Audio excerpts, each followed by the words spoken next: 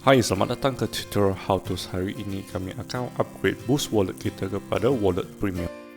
Selepas anda membuka Boost Wallet, tekan di butang Profile.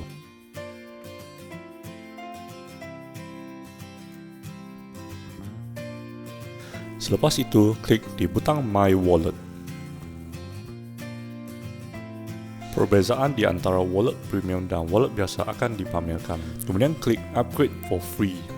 Anda perlu mengambil gambar kad pengenalan berserta dengan gambar selfie. Klik di Verify ID. Sediakan kad pengenalan anda. Klik I am a Malaysian. Kemudian klik di Take ID Photo. Masukkan kad pengenalan di bahagian kotak kamera.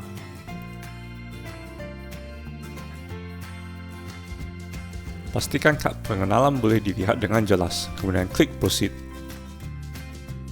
Kemudian kamera akan bertukar kepada kamera selfie. Ambil selfie anda, lihat ke kiri dan ke kanan. Proses verifikasi akan memakan masa beberapa hari. Ini adalah bergantung kepada syarikat Boost.